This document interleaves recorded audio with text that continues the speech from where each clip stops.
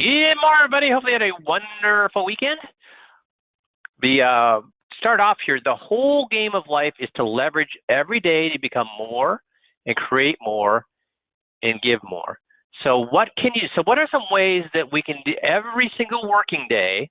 So, this is not about your personal goals and things like that, but your business goals. What's one thing that we could do every single day to leverage to become 1% better? Dale's got it. Bert's got it. Steve's got it. The 15 minutes daily. If you're not doing that 15-minute drill every day, what does that tell me about you? Doesn't tell me that you're a bad person. It doesn't tell me that you're a good person. But what does it tell me about you if you're not willing to do 15 minutes daily? Not committed. I guess I would. Not committed to what, though? Because obviously you're still committed to customer service. You're still committed to being a good advisor. You're still committed to a lot of things. The reason I'm saying not committed, some people said not committed. What are you not? Okay, Nick's got it. Not committed to growth. Okay, all right, Steve. You're not committed to, because if you get 1% doing a 15-minute drill, even today, I do 15-minute drills. Why?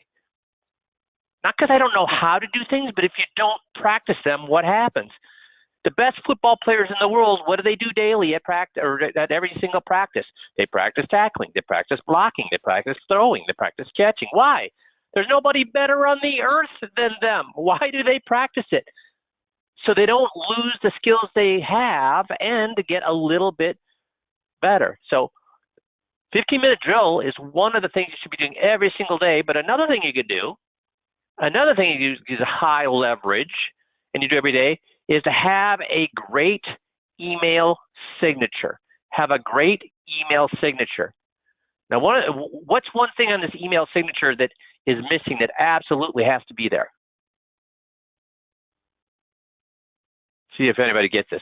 What's one thing on this email signature that absolutely 100% has to be there if you want to leverage your email signature to its highest degree? Bert, good job. People want to do business with who, guys? Who do people want to do business with? Nameless voices behind a signature? Nameless voices behind a phone call? That's right, picture. So, guys, this is stuff that you need. You can add a campaign here. So if there's a video you want people to watch, make sure it's attached here. You can have a logo. Obviously, we all have this stuff because we have to have that for compliance purposes. You can have a title, or better yet, a branding statement here.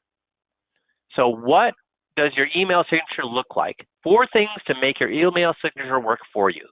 Number 1, use a professional headshot picture. Guys, we should all invest $300, $400 to have somebody who's good at headshots take our picture. Don't let your assistant take your picture against a wall so you look like you're a passport photo. Get a good headshot. There's so many places you can use good headshots. Get a great professional headshot. Use the pro to create the image that illustrates the emotion you want. Friendly, professional, creative, serious, wacky. Tell them what you want to communicate, and they'll help you do that. Number 2, seems like a no-brainer, and make sure all your contact information is there. Phone, email links to your website, social media, physical address. Number 3, make sure your email signature looks professional and consistent. It should not look like you cut it and pasted it below your name. So, guys, is this a good email signature right here, guys? Is this a good email signature? No, actually sign it. Actually sign it and have a professional do this for you. So actually have a real signature, and they'll put that picture in there for you. Make sure it looks professional. It should not look like a face. Remember, there are plenty of professionals out there who can help you with relatively low cost. Think Fiverr.com. I use Fiverr.com on a regular basis. It used to be that they would do all sorts of things for $5. Now it's not just for $5, but it's extremely low price. They'll do things for you. One of those things would be to convert your signature into a picture that you can use on the bottom of your signature. So Steve asked, could there be ID theft issues using your actual signature? Here's what for people who are worried about ID theft, what do you think I tell them? So Steve, it's a good question, but people who are afraid of ID theft, what do I tell them? What happened to me, Missy, during COVID? A large SBA loan was taken out in your name. And what kind of personal information did they need to take that loan out? Did they need my driver's license? They needed everything. And they had it. They had it. Yes. So if I'm, I have all my credit locked up. I mean, it's frozen, and I have to unlock it in order for anything to be, an account to be opened, anything, whatever has to happen. That's how I protect myself. Of all the things, Steve, I'm worried about when it comes to ID theft, guess what would be pretty low on the totem pole? Signature, yeah. So good question. I mean, we always have to be aware of that. But in actuality, guys, do you really think in today's world that all of your information is not already out there? I mean, drivers, I was, to get those loans, it's crazy. They had everything. They had my driver's license. They had 3 years past, or 3 modes or information off of tax residences. returns that there would be no other reason that they'd be able to get. Returns. It's crazy. Yeah. And where I'd lived the last 3 times. So I mean, they had all sorts of. So I guess we have to be worried about that stuff. But as far as people who are worried about privacy are not living in the real world, because all of our stuff is already out there for purchase.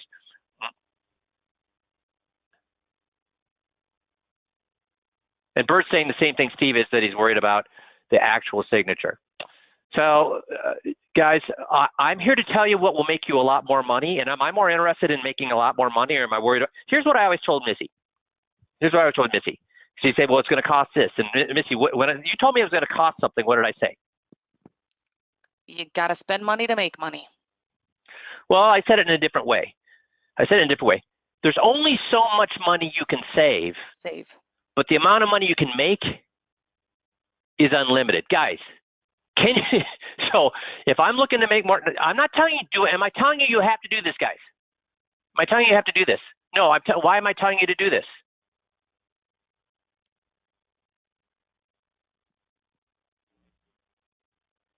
Oh, Steve says, no, I froze my credit after all that happened. I had no clue. And when I talked to the bankers and a friend who's an FBI agent, guess what he told me? I said, why did this happen? He goes, Mike, they laugh their asses off about people, bankers and FBI agents laugh their asses off about people who are afraid of identity theft. Why? Why did they laugh their asses off about people who are afraid of identity theft?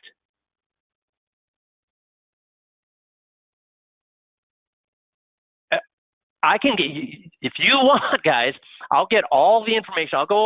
I'll hire somebody that's on the dark web and get all of your information, all the way down to where you've lived for the past 20 years. I mean, all that stuff. So it's a futile, at this point, that ship has sailed. So do this, don't do this, I don't care. But guess what I'm worried about? I'm worried about making money when I was in the business, not about, and if I have all my credit frozen, what can they do? Can they buy a house? Can they open a credit card?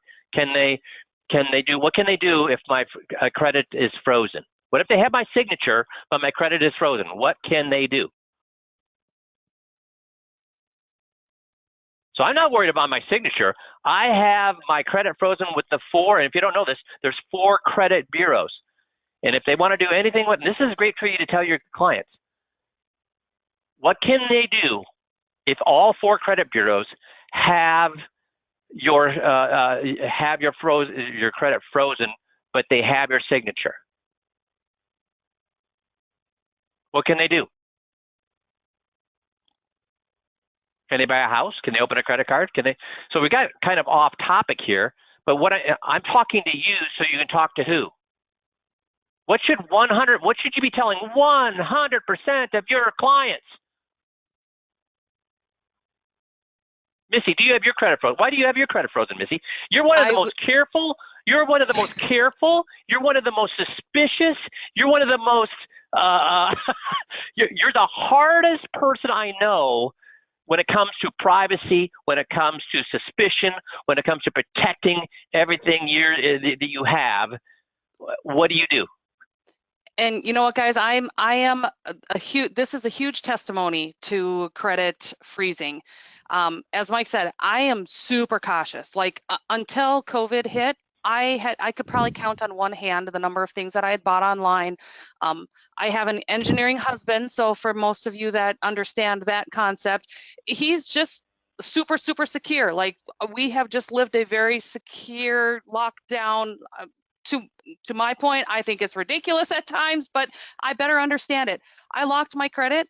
There is not a single week that goes by that I don't have 1, 2, 3 attempts of someone. I don't know what I did to piss off someone in this world, but apparently something. But I get loans, credit cards, debit cards, bank accounts on a weekly basis, 1 to 3 times, and pretty much almost constant since COVID started.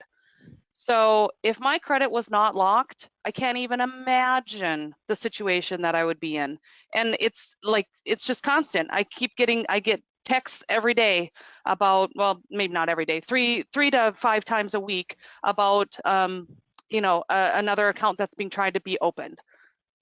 And every time if I have to call in and actually try to talk to people, they're like, well, it got stopped before because they realized that there's no credit to be pulled. So guys, I'm a huge advocate. It takes literally 20 minutes to go through all of the credit bureaus and lock them. Just do it. It could mess up your life in a very quick hurry. And to unfreeze it is pretty easy too. But I'll tell you, I bought a snowblower this weekend because we're getting to that season, and I would have got $100 off if I opened up an account with Lowe's. And I said, guess what? I can't do it. Credit's frozen. It's just not worth it to me. $100 to save. $100 is not worth it to go through the go home, unlock all my credit, then come back and buy it. So, so it is a little bit inconvenient. But would I rather be worried about somebody getting into my business and opening cards and dealing with that, or worry about $100 because I couldn't open a credit card at Lowe's? So. Freeze. And Steve, I'm going to jump in and answer your question because Steve did ask, how did we find out about the attempted SBA loan? A letter arrived at the office with a large dollar amount on it. $180,000 they wanted. Over $200,000, $250,000. Oh, 200, okay. Yep, is what they signed for. And like we did not take a $250,000 SBA loan. And so, so it took a lot of unwinding to have the authorities months that Missy worked on that for me. So we kind of got off topic here, but maybe this is more important than even the email signature. Is you should be going back to your clients, telling them horror stories of what can happen and how showing them. Do you think all of your clients know how to freeze their credit and how to unfreeze it? Do you think that would be a great thing to do a webinar on for your clients?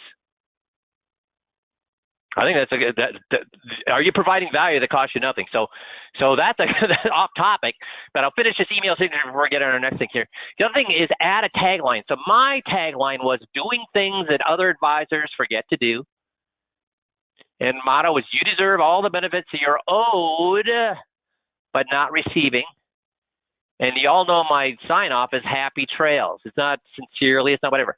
Find a fun sign off that's different. Guess how many people have commented on happy trails? On a yearly basis, I probably have a dozen people comment on happy trails, which tells me that a lot of people have not seen that before. Does that make sense? Super. So I kind of hogged a big chunk of this call with this whole thing about privacy, but I think it was worth saying since it was kind of introduced. So Jerry wanted to get in here because he was telling me things are hopping at ECA. So he wanted to get in here and tell me what was going on. Yeah, thanks, Mike. How's it going? Good morning, guys. I absolutely. I have a couple updates too, but first and foremost, I'm pretty excited, and it's kind of a thank you to all you guys that are out here really kicking butt right now. We have multiple different things that we can be doing to write business right now. And in the 12 years that I've been doing this, to have this many things out here that we can do to write business and watching you guys take advantage of it right now, I mean, I'm just kind of astounded right now, all the way down from what I call, probably one of the best scenarios we've had. It's kind of like when everything kind of comes together at once. There's always great reasons to be writing, but when everything comes together at once, and then to see you guys taking advantage of so many opportunities, absolutely blowing my mind. So thanks to you guys are taking advantage, kicking butt. I'm seeing guys having, biggest years than they've had in years out here because of such a, excitement for and taking advantage of what we have. And we have the Roth conversion strategy. Guys are giving me calls about that. We're building those out. People are getting, used to those. The replacement scenarios that we're in right now, you guys are still working on those replacements. There's so many opportunities. You're running into new opportunities with it, and we're kicking butt on that. And I've had a lot of guys that are kind of new believers in understanding, hey, FIAs as a bond alternative, this really makes sense. There's great rates out here, and it's safety, and it makes sense. So it just makes me happy and kind of, brings a smile to my face, and seeing so many of you guys taking advantage of that stuff is just, it's exciting. And, like I always say too, I mean, things are going great. You guys are kicking butt. Just keep rolling with it. Interest rates, we don't know what's going to happen. That might be 3 years, that might be 6 months, but I would rather take advantage of right now if I could than think, hey, God, I had these 15 replacements, and I was kind of parsing them out once a month, once every 2 weeks to kind of pay things out. Just get them done. That way you don't lose that opportunity and take that money to go do some other stuff. But some of the points, I did want to go into a couple updates here, speaking of how things are going so great. Silac, we've talked a lot about Silac real quick. Just a couple updates, Mike, if you don't mind. Silac, they just decided to go ahead and raise their bonus up on all of their products by, I want to say it's about 3%. So for example, depending on which state you're in, the Silac Teton bonus is now, it went from, I think it was 6 or 8%, depending on what state you're in. Now it's moved up 3%. So it's either 9 or 11%, depending on the age of the client. And then the Denali is all the way up to 6.5 or 10%, depending on what state you're in. So it went up 3%. So I'll just use the Teton for example here, okay? So depending on the age, it's either 9 or 11% for the Teton bonus 10 guys. They also have, and they have great rates on it, they also have a rider called the Elevation Plus rider. If you guys haven't heard of this, it's pretty cool. So you already have this flat out great bonus, being we're talking about accumulation and doing replacements, 9 to 11%, depending on the age of the client. Let's just go with 11, okay? Because anyone under, I think, 75 is 11% on it. You can add the Elevation Plus rider to it. It adds a whole nother 5% premium bonus. So you go from now 11 to 6% or to 16% on the premium bonus. So what else do I get with that? They also go from a 5% free withdrawal to 10% free withdrawal. I know that some of you guys have wrote in the past, like, I don't like having the lower free withdrawal. They do give you a higher free withdrawal, and it's cumulative up to 50%. So what that means is, if I don't use my 10% free withdrawal in year 2, the next year I have 20%. If I don't use it in year 3, the next year I have 30, and then 40, and it maxes out at 50. And then if I take my withdrawal, it doesn't matter if I have 50 available. If I take 10% or 50, the next year I automatically start over at 10%. So if you take any withdrawal, you may say, hey, well, they're not just giving away bonuses and additional liquidity for free. They do give you the Elevation Plus rider. It's for a little small cost of a 1% spread. So not a fee, a 1% spread on it. So for example, if the product has a 10% return, well, then you just get 9 that year. On the flip side, if the market was negative or just flat, you just get 0 at that point in time. So it's a spread, not a fee. So I wanted you guys all to be aware of that. Can I jump in there a second? That's pretty cool. Yeah, go for it. So in the FIA presentation, guys, using the driveway repair scenario about fees, if the market goes down, are they charging you for that great thing? If the market goes down, are they charging? If they do damage to you, you know, if the driveway people knock a tree down and it hits your roof and causes $1,000 of damage, that's damage to you. If you're in the market and the market falls, that's damage to you. And are you being? Would you expect your driveway people to charge you if they did damage to your property? No. Would you expect your advisor to do if they've done damage to you by losing money to charge you for something? No. So that fits right. That what Jerry's talking about there is unbelievable and fits right in with what we say is that, hey, if we can give you a lot better and you're charged a small fee for that, would that be great as long as we don't charge you that fee if we don't give you something better? So sorry about that, Jerry. Absolutely. No, that's a great analogy because it fits right in there, because if you don't win, they're not going to charge you.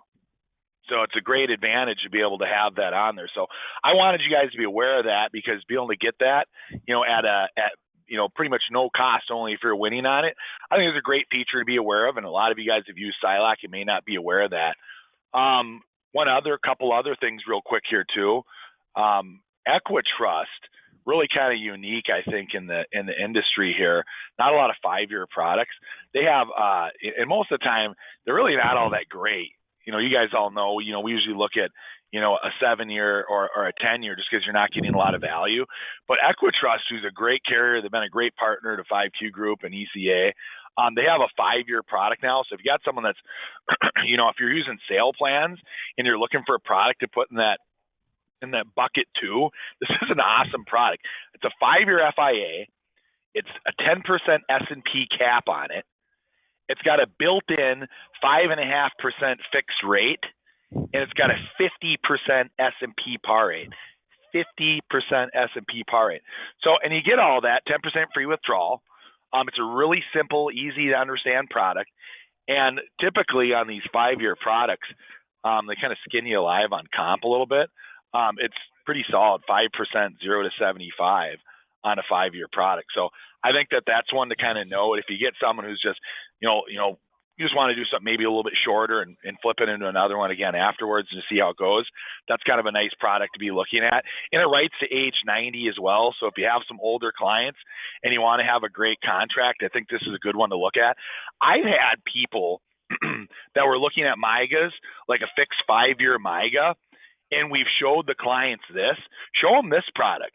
I tell you, right now, you know, if they're a little concerned and they want to be able to have some fixed rate, this is a great one to show them, because you can show them, hey, look, we can get a 5.5% guaranteed fixed rate. It's a real short-term product. And then when the you know, in a year or two, if you're feeling a little more comfy about the market, you go in, you have the S&P cap there. Or with some people, what we'll do is we'll put half of the product in the fixed account. So it's kind of like, you know, half of 5.5 is a fixed rate of 2.25. It's kind of like giving you a built-in 2.25 floor instead of a 0 floor. And then you still have the upside of whatever the S&P cap on it does. That's just a little strategy that you could go with there. If you know, rather than using a MIGA, I just think that this is so much more of a cool product to use than doing that. And then last but not least, I know we've been talking a lot about that Mass Mutual Ascend product. I just want to let you guys know, if you didn't notice it, they did do another rate change on that. So they're moving the rate up on it. So I think if this is up to date, today is the 6th.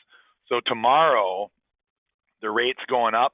So it's going from 11% guaranteed S&P 500 cap. They guarantee it for the whole 7 years of that product. It's going up to 11.25. So they're saying, hey, let's keep going. Let's keep going. And then I'll say, because I've been saying it before, is at the same time, it's great. It's going up.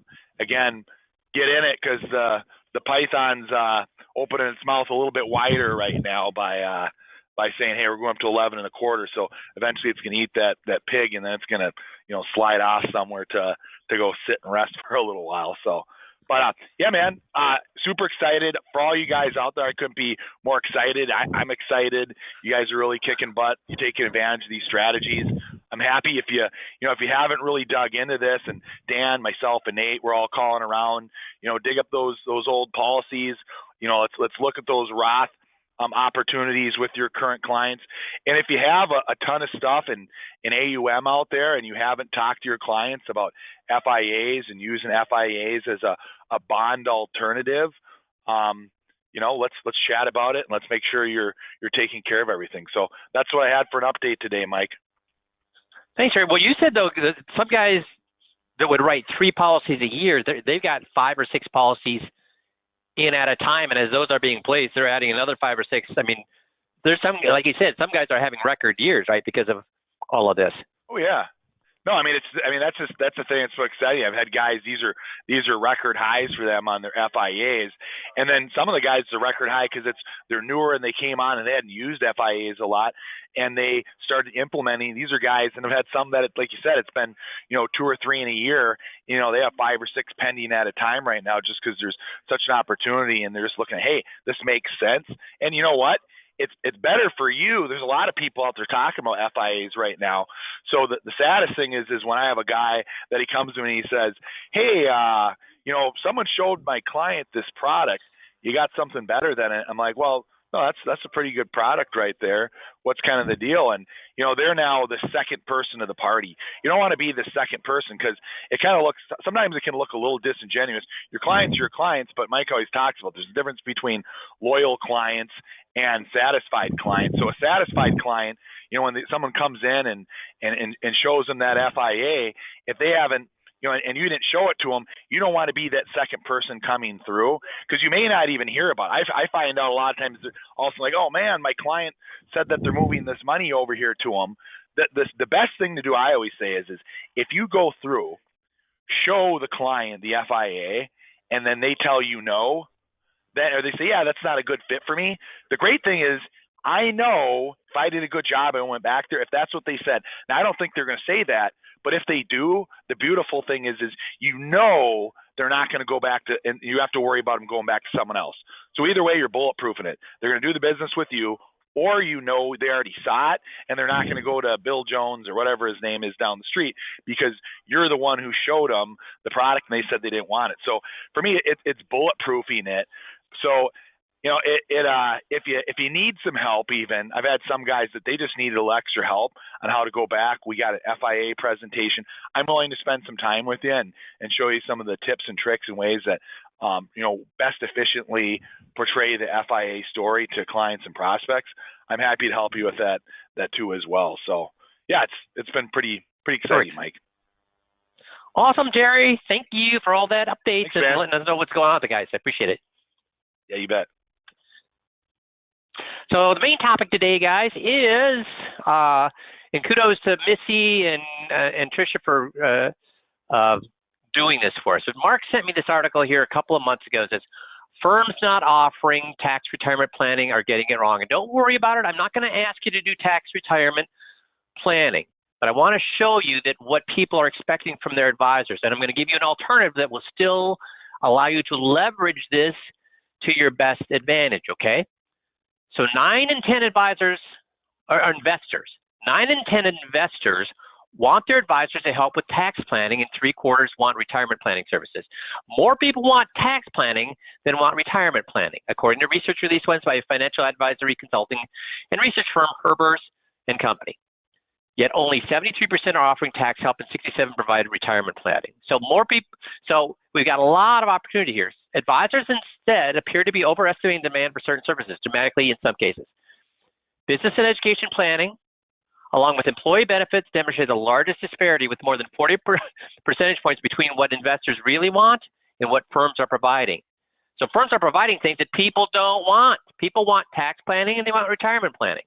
Herbers collected data from 2023 from more than 720 firms with 23,000 clients, as well as 1,600 consumers with at least 250,000 in assets to learn what services are clients looking for and who's providing them. And then they looked at the fastest growing firms and what they're doing differently. So tax planning and retirement planning are what top services consumers with greater than 250,000 want. Tax planning by a little or by a lot, guys. And then retirement planning and tax planning by a little or a lot. Where's investment management compared to tax planning and retirement planning? Because most people realize that what? Most people realize what I've been preaching for years, which is there is no best money manager out there. There is no best investment management company out there. If there was, everybody would be doing business with that entity, and we'd only have one instead of tens of thousands of choices. What people really want is what? Tax planning and retirement planning. I mean, you go right on down here: investment management, cash flow, insurance, estate, education planning, tax preparation. So we're talking about tax planning, not tax preparation. Employee benefits, business planning, and healthcare planning. This is what people want. Top in demand services among consumers with greater than 250,000 assets in tax planning. 73% of financial industries offering it. So this is all advisory firms and what consumers want. So consumers want tax planning. The advisories are lacking here. They want retirement planning. Advisory firms are lacking here. And then all the way down here, advisory firms are offering business planning, cash flow planning, education planning, employee benefits, estate planning, healthcare planning, insurance planning, investment planning. Guess what? Clients don't want it. They want these two things: income planning, basically, and tax planning. Make sense? So here's the thing. Missy's gone through and revamped our how to do a mock tax return. And I'll tell you, when I was doing business, I was able to do a mock tax return in front of a client right there. First meeting, I did a mock tax return right in front of them. I didn't even do it during the 20-point checklist. I did it right there in front of them at the first meeting so they could see how much in taxes they could save.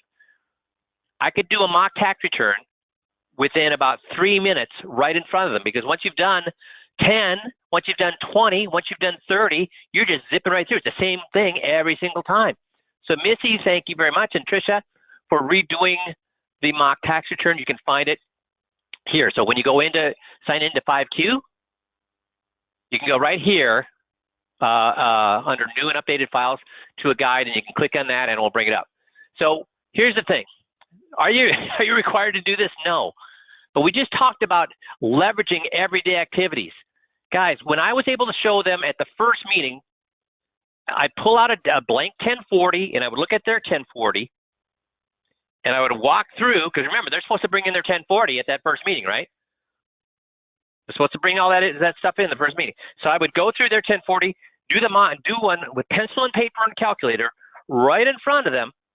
In 3 minutes, I'd say, well, you could actually save about $7,520 in taxes. Now, that doesn't mean you have to. I'm saying that you could save that. You could save more than you can't save more than that. That's about how much we could save you. You could save less than that, depending on how much you want to change and don't want to change. Would you be interested in seeing how you could do that? What did everybody tell me? Yeah. And when I did it with pencil and paper right in front of them, did they believe that I could do that? When I was actually filling out the tax return, mock tax return, the 1040, right in front of them, did they or did they not believe I could do that? And what did it tell them about me? Because I had my J.K. Lasser's big manual. So I didn't even do it electronically. I did paper and pencil right there in front of them. What did it tell them about me? It told them the same thing that when I wrote upside down, what did it tell them about me? This guy is what? New to the rodeo, or it's not his first rodeo? This guy has experience, does not have experience. This guy's a professional, not a professional. And when I did that, they believed me. They wanted more. So now, is that mock tax return something that they could file? No, I'm looking at their 1040, not all of their other documents. I'm looking at their 1040. I'm looking at maybe 6 or 7 blanks on that 1040 and crunching the math. Just showing them what they could save.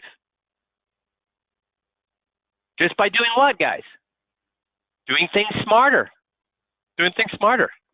Now, so does that mean because I've done a mock tax return that now I have to do their tax return?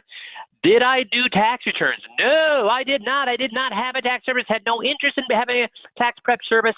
All I did was show them how much money they could save right in front of them. So Missy has updated a guide. Please, please, please look at that. Now you'll say, Mike, I don't want to do tax. You don't have to do tax return. Doing a mock tax return is show them how much they can save. It's not doing an operation or an offer to do preparation for them. You don't have to. You don't have to do it. What you do is by doing the mock tax return, you have an awesome referral source to do it for you. You have an awesome referral source to do it for you. Guess who that is? Client. Because when you bring on a new client, when you go to the website, you go to meeting process, new client interview, we have exactly how to bring on a new client.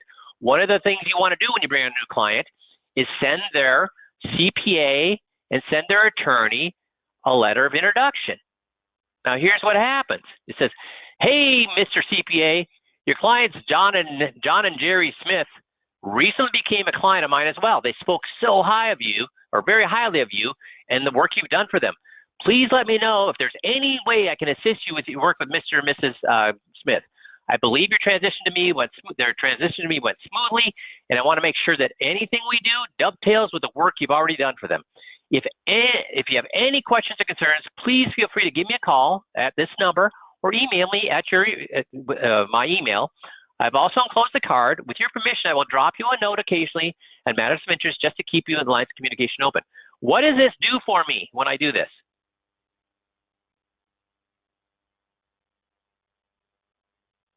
What does this do when I send this letter to the CPA? Yeah, how many times has a CPA received this from another advisor? How many times has a CPA or an accountant received a letter like this from another advisor? Never. That's right, Artie. Never. Never, never, never. Now, what does it do for you? First of all, who can really F up a relationship between you and a new client? Their family and who else? The CPA. Will this CPA, when I send this letter to them, badmouth me? What's happened to the chance of this CPA badmouthing me when I send this to them? Goes up or goes down? It goes down. Also, and again, this happened to me because I made my $1 million a year in a fairly small territory. When I was bringing on 100 clients a year, guess what the likelihood there was accountants that would receive 2 or 3 of these letters a year? And when these accountants received 2 or 3 letters a year, what did it tell them about me?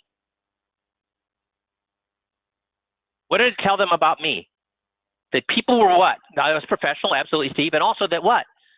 Obviously, I got something nobody else has because people are moving all their money to me. I'm successful, right? I'm successful, and people are moving their money to me. Guess what happens to the likelihood of them referring to me? Guess what happens to the likelihood if I call them and say, hey, let's do lunch? And then guess what happens to the likelihood they're going to refer to me? It goes up. So this letter should be going out whether you do or do not do mock tax returns. You should send this letter out. But if you're doing mock tax returns, that's only going to leverage it that much more. But this letter should go out regardless of whether you do the mock tax return or not.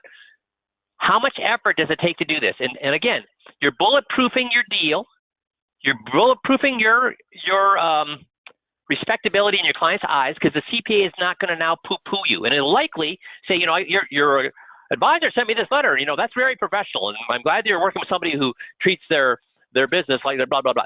And then it also gives you the opportunity for referrals where you had none before. Does that make sense? So you have a new client welcome letter. You have the CPA attorney letter because you send the same one to the attorney. You're going to have a client referral letter. You're going to have help the clients give referrals. You're going to give them this handout. We've got all sorts of other templates here. You got your annual review checklist, the divorce checklist, the routine payment checklist. We have all sorts of things to make sure that when you're bringing on a client, make sure you're following this communication, how to bring on a new client in our communication and office workflow guide. Missy done an unbelievable job, and Trish done an unbelievable job of putting this together. But please, do you understand how much leverage you can get by pressing print on your printer, folding that letter up, and putting a stamp on it? Is that worth the effort, guys? Yeah, that's right, Steve. Small effort, free marketing. Make sense? Now, so mock tax return, what it's going to do when you do it that first meeting with them, gets their attention, grabs their interest, and makes them have a desire to lower their taxes, and gets them moving in the action. So you can also find it not only on the front page, but also in marketing, low-cost marketing, under the guide to using the tax return, creating a mock tax return. You can see it right down here. So you can either, it's on the front page where I showed you initially, if I go right here on the front page, or you can go right to marketing, low-cost marketing, guide to using a tax return, you're creating a mock tax return. And guys, are you allowed to do this? Are you giving tax advice if you do this mock tax return? No, you're not. That's right, Bert, you are not. You're showing them what's possible, then you send them what? To an accountant to get a tax preparation. We have a question, where's this referral letter again? It's under meeting process, bring on a new client or annual review, letters and handouts, and then we have one for the new welcome letter, new client welcome letter. We have the new client CPA attorney letter, client referral letter, and a handout to get more referrals. Make sense? So please, please, please go here. I'll just quickly zip through the PDF. Miss done a fantastic job of doing this. Walks you right through the whole thing. What you'll need is simply your client's most recent 1040, a calculator, and the most recent IRS table. I also use J.K. Lasser's book too. It made me, because a big fat, those of you that have seen that, big fat book that gives credibility to everything you're doing. Using taxes during the meeting process. Is it okay if I take a couple of minutes, look at your 1040? What does everybody say? Here's a script to do that. Here's the ballpark 1040. So it walks you through everything here. And guys, does the first one, can I do the first one in 3 minutes? No. I said after you do your first 10 though, you've gone from taking 10, 15 minutes down to doing 7 or 8 minutes. And then by the next 10, you're down to 5 or 6 minutes. So it's a skill worth having. And we're coming into December. Guess what I'd be doing in my December? Learning to do this. Because remember, this is at your first meeting. And your first meeting is where they're making a decision whether they're going to move forward or not. Make sense? Awesome. So how much time do we have left? Okay, we have 15 minutes. A couple of things. We're going to be filming the 21-point checklist. Oops. And today, what are we going to be talking about? So, any questions on the mock tax return, where to find it and everything? Okay. So we're going to talk about the medical power of attorney and electronically filing. What is the purpose of the medical power of attorney? Do you carry it with you? Does the hospital goals align with you or with themselves? The wallet card analogy, the medical condition analogy, the digital executive analogy, the alert sticker for driver's license. Why is it good? Why come on board? Or why would you want it when you come on board? So that's what we're going to go through in the medical power of attorney. So let me get here. Oops. To get to here. Okay. Was your, well, if I can find it here, is your medical power of attorney. Now, just like your healthcare power of attorney, your financial power of attorney, which we just talked about, this is going to appoint somebody to handle your what? Medical decisions. Medical decisions. So again, good job getting that done. That's awesome. So you've appointed Rochelle, and Rochelle's appointed you. That's terrific. That's the way it should be done. And now, do you carry those around with you in your wallet, in your purse all the time? No, I think we've got it like in a strong box at the house. Exactly. I mean, I don't. I've never heard of anybody who does carry that stuff around. So the reason I bring that up is because when you go to a hospital, are they concerned about paperwork, or they say, oh, paperwork. We don't really need to worry about that. No, they have you fill out tons of paperwork. And they don't want to help you until what? Until all the paperwork's done. Yeah. So if you don't have that paperwork, let's say you're traveling, or let's say it's more of an urgent matter, and obviously we do or don't have that paperwork with us. No, we don't have it on us, no. Guess what the hospital say? No problemo. We have our own. So you don't have to go running around for it, but we'll give you ours. Now, who do you think their paperwork is written by? Are your attorney or their attorneys? Their attorneys. And are their attorneys worried about you or the hospital? No, they're worried about the hospital. Mm-hmm.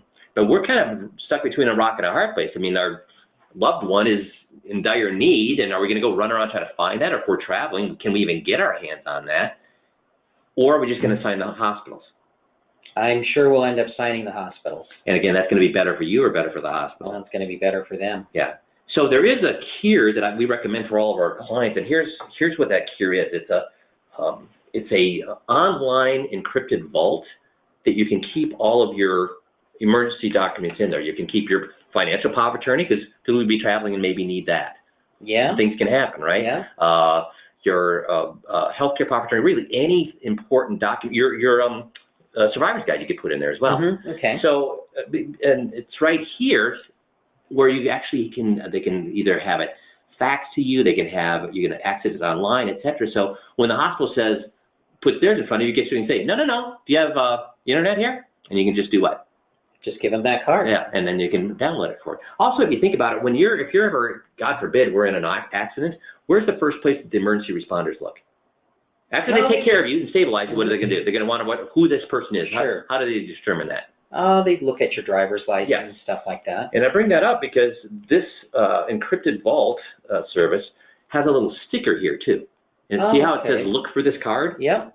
So now they're going to look for the card. You see also on this card that it has my, if we look a little closer here, I better put that in my pants or I'll leave it here.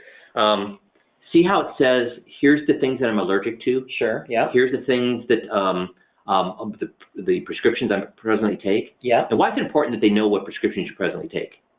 Well, so that they know not to prescribe anything or give you anything that might not work with that. Or can that be a problem? That could be a problem. problem. And the sooner they know that, the better, or just wing it? The sooner the better. So why would we actually purchase this service for all of our clients? Why do you think we do that? Just to make sure that they... I'll jump in here. Guys, first of all, how much does it cost you guys for this service? How much does it cost you personally to have this service for yourself? Nothing. So you should all have it. Why? So could I do this? Could I be going through this demonstration with the client if I didn't pull out and have this stuff myself with the sticker on my own driver's license, with my own card where I can show my allergies and show them what I need to be able to show them I have it. It costs you nothing to do it. Now, I bought this for my clients. Why? It's another way to create stickiness. And also, even if it costs, Missy, what are the costs now? I don't even know what the costs have changed for a client. I believe it's like $25. Steven's saying $25 annually. Yeah. Yeah, there you go. I think it's, $25 1 year. Cheaper if you do. So guys, is it? And yeah, if you buy chunks of them. So is it cheap? Is $25 investment in my client on a yearly basis pretty reasonable? Yes. So please just get these for them, and it's another way to create stickiness. We have the information, and you're doing all the things to help your clients. That's exactly why we do that. Yeah. So now, the one thing about your healthcare power of attorney, though, is it looks like it's missing the most important half. Okay. Is this all of your... What's the most important half, guys? What's the most important half of their medical power of attorney?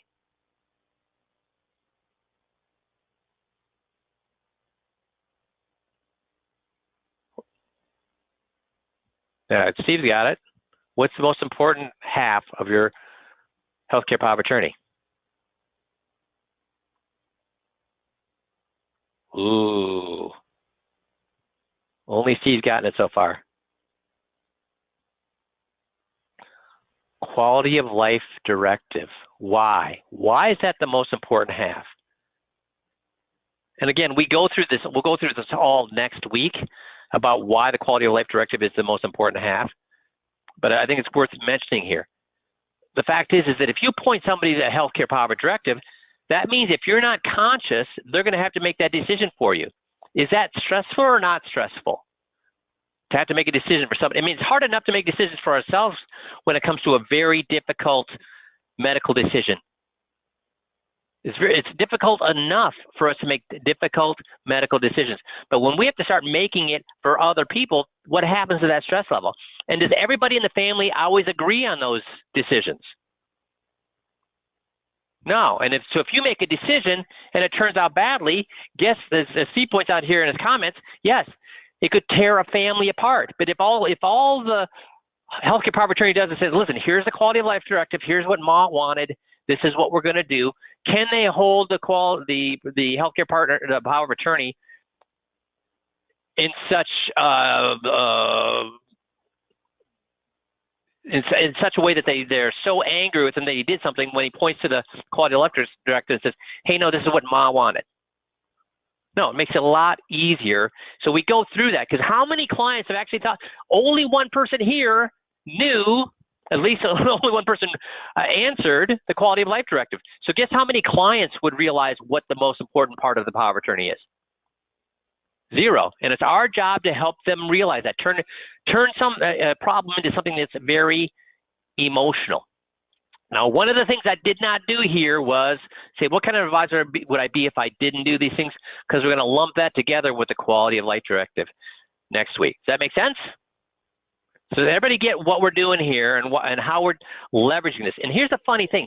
If you're not using DocuBank, you're crazy. Because I'm the pot calling the kettle black because I was crazy.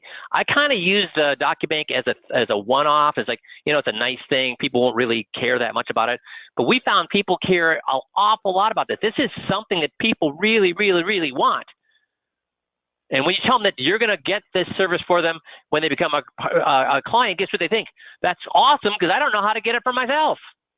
I'm going to pay for it. You'll pay for it too? That's awesome.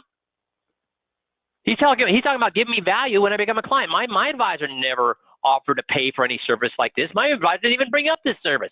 This is an important thing. See what I'm doing there? Again, without bringing up their advisor, I'm making their advisor look like what? Without mentioning their advisor's name, what are they starting to think about their advisor? Doing a fabulous job, never been a better advisor, he's on a pedestal, or what? That's right, Bert, he doesn't care. Doesn't care enough about, all he talks about is money, money, money, money. Investors, he doesn't care about me. And we're doing this over and over again. We did it with the power of attorney. We're doing it with the medical power of attorney. We're going to do it with the quality of life director. We're going to do it with the property casualty. We're going to do it with we're going to do this over and over and over. But it starts to paint a picture in their minds. My guy doesn't give a crap about me. All he does is care about the money. He's a salesman, not an advisor. And did we ever mention that guy's name? No, so they cannot defend him. So the first 40 minutes has done all his non-financial things where over and over and over they're thinking to themselves, my guy is a salesman, I need an advisor. Does that make sense? So these seem like putsy stuff, but this is where you get them to leave their current, especially the spouse, the wife, to leave their current advisor.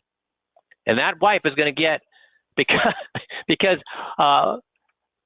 that wife is going to get them to leave. Because that guy's thinking, what is the husband thinking? Yeah, well, okay, yeah, all these things aren't done, but I guess I'll figure out how to do all these things. But man, our guy's doing a great job in the investments. And what are we going to do to that guy with the investments once we get the investments? So the wife already loves it. The wife already says we're gonna move to Mike. But the husband's thinking, yeah, well, wait till he gets the investments, because we've got great investments. We've done fantastic the last 10 years. And what am I going to do the investments? Slice and dice. Where can that husband stand now? He can't stand. Yeah, either move or get a divorce. Does that make sense?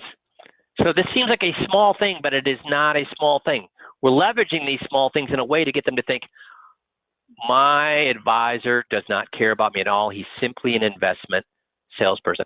And guys, we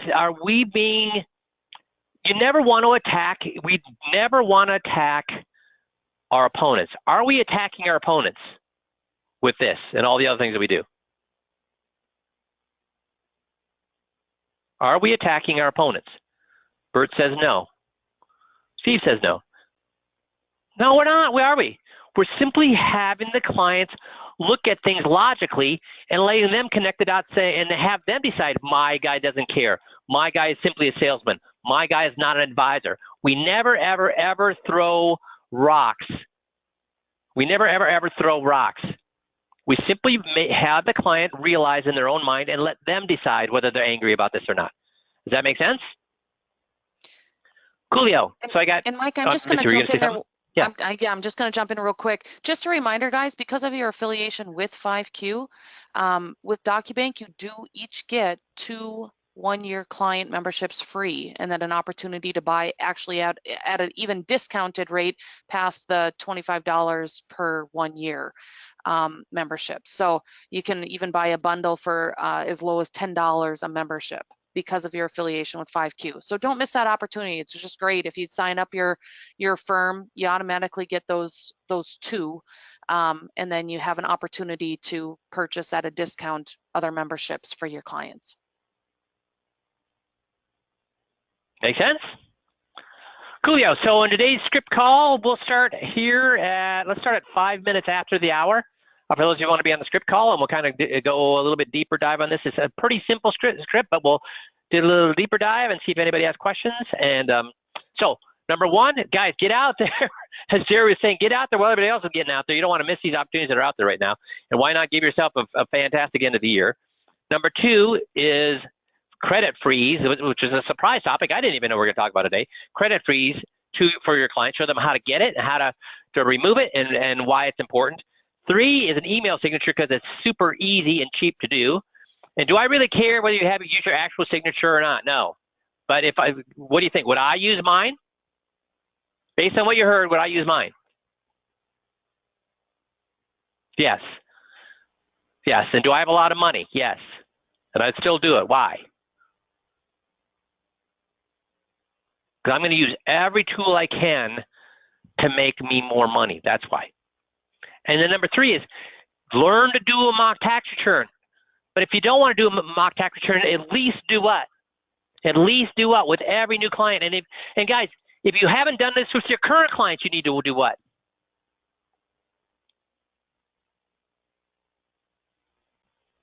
You need to do what? Yes, send the CPA. So let's look at this. What if you've never sent this CPA letter to your current clients? How can we modify this? Well, let's take a look at this. Come on.